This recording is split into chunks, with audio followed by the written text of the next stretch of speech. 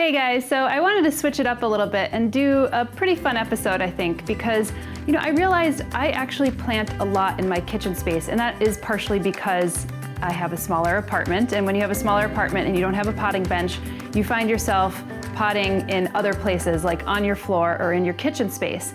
But one of the things that I recognized is that I actually use a lot of kitchen tools as plant tools, and that's what I want to cover today.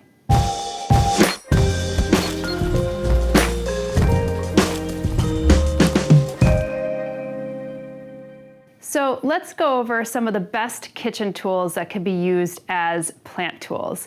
And the first that you've probably always seen me doing when I do my repotting episodes is just a mixing bowl and a spoon.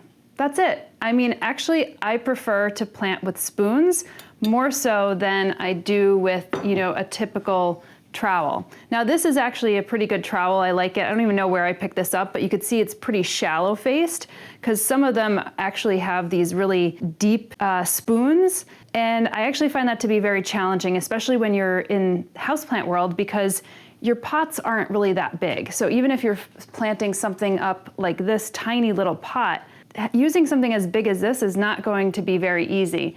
But if you use a spoon like this, or even a smaller spoon to get into the edge areas, I just find that a heck of a lot easier.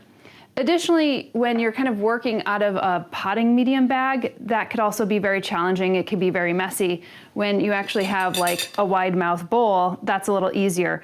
I also like to use this clear bowl for demonstrations because you could actually see a little bit more of the type of soil that I'm working with. So if I'm using a more epiphytic mix, then you'll have a little clearer sense of like, that's the type of mix that I'm using for this epiphytic plant. So those would be like my first two that I would go to if I had to go to the kitchen to use some tools. The other thing I like, and I love this also in the kitchen because I do like to cook a lot. I cook a little less now than I used to, but I want to get back into it a little bit more. But a bench scraper. Next to the knife in the kitchen, this is something that I use all the time.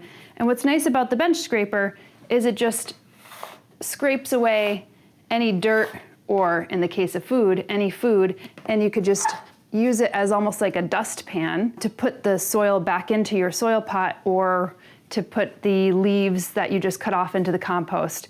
So bench scrapers, highly recommend, especially if you're working on some of those, flatter surfaces, which you probably are. The next one I already mentioned, but it's a knife. Knives are so important, especially like a very sharp knife, a sharp blade, and something that you could sanitize it with. And clearly your knives are probably already sanitized if you wash them. But here's a great example. I saw these two snake plants. They were actually attached. It was kind of below freezing outside, but somebody must have just moved apartments because they put their snake plant outside. I didn't retrieve it until the next morning, and that next morning, the root basically broke off, but I ended up taking these in. And what I'm going to do is slice these leaves, and I'll probably end up slicing them with a very sharp knife on a flat surface, not in the air. But, you can actually take cuttings of and propagate snake plants that way. I would use a knife in order to be able to propagate this. This is not necessarily like kitchen tools per se, but these are things that I use in the kitchen and I get from the kitchen. And you may have seen my little tea garden, my succulent tea garden that I have in my southwest window. And I love using old tea tins. So if you are a tea drinker, or if you're a coffee drinker, this was a coffee container that I got from my friend Tara, and she planted a little snake plant in here, and it's kind of now all of a sudden, rusted out, so you have to be a little bit mindful of those.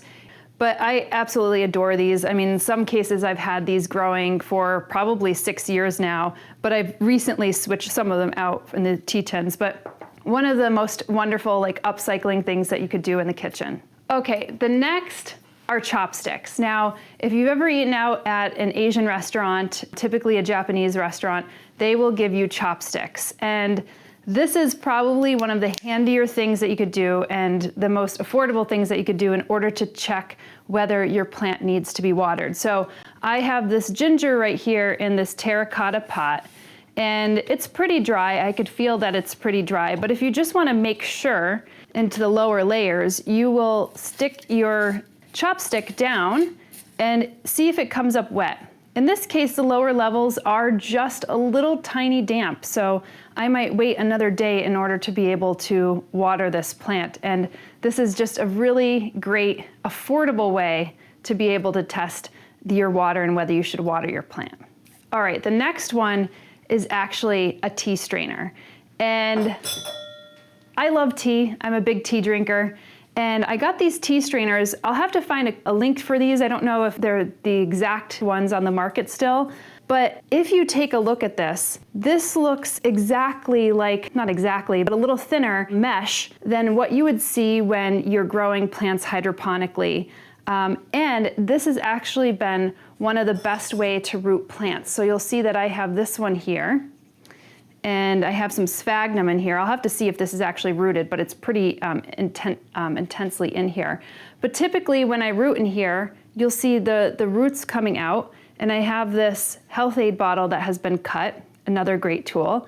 And if you put water down below, and you let the sphagnum soak up the water, then you'll start to usually see roots come down. And I find that this is a wonderful way to root plants because it allows for aeration of the roots, and it's a cool way to use a tea strainer. All right, the next one up on my list is the turkey baster.